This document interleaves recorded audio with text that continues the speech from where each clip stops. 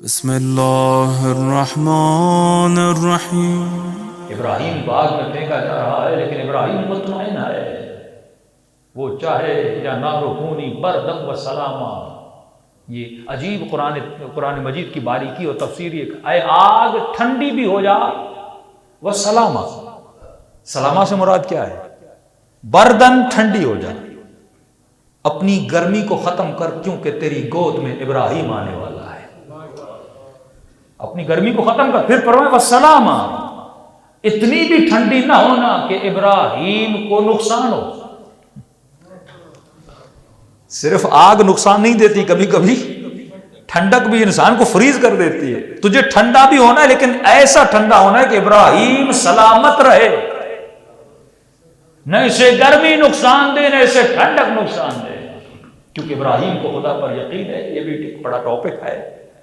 اور فرماتے جب خدا نے کہا کہ ابراہیم اپنے بیٹے کے گلے کو کاٹ دے، 86 ایئرز میں خدا نے بیٹا دیا۔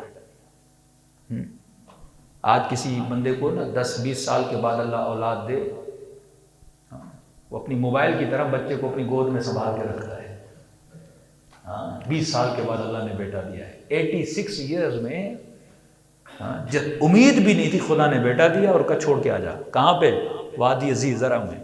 چشمہ تو بی بی ہاجرہ نے دیکھا نا، حضرت ابراہیم نے تو وہ بھی نہیں دیکھا تھا۔ چھوڑ کے پیٹ موڑ کے آ گئے ابراہیم، اور 99 ایئرز میں ابراہیم کو کہا کہ جا بیٹے سے مل۔ پہلی رات بیٹے سے ملے ہیں، اسی رات خواب آیا، جا کر بیٹے کا گلا کاٹ۔ اب اہل سنت کے مفسروں سے پوچھو نا، یہاں پر خدا کہتا ہے انی جاعل للناس اماما، میں نے ابراہیم کو امامت عطا کی۔ 99 سال میں نبوت مل چکی تھی، رسالت مل چکی تھی، 100 سال کی ایج میں خدا ابراہیم کو امامت دے رہا ہے اس امتحان کے بعد۔ کیوں؟ کیونکہ اس کی ذریت سے حسین کو پیدا ہونا ہے۔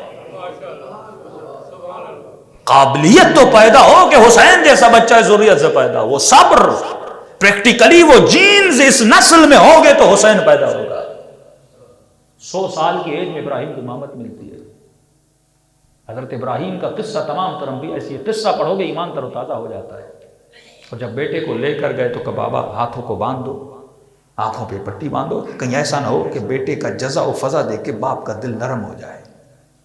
ہاتھ باندھ دی اور ابراہیم نے چھری لی اور اسماعیل کے گلے پہ چلانا شروع کی۔ کہ چلاتے تھے لیکن گلا کٹتا نہیں تھا۔ پھر چھری کو پتھر پہ تیز کرتے تھے، کہ چھری تجھے ہو کیا گیا ہے؟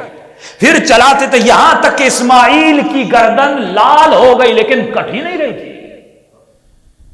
ایک مرتبہ جلال میں آ کے ابراہیم نے چھری کو پتھر پہ مارا، کہے چھری نافرمانی کیوں کر رہی ہے؟ اسماعیل کا گلا کاٹ۔ کہ ایک مرتبہ چھری سے آواز آئی کہ کروں تو کیا کروں، خلیل کہتا ہے کاٹو، جلیل کہتا ہے نہ کاٹو۔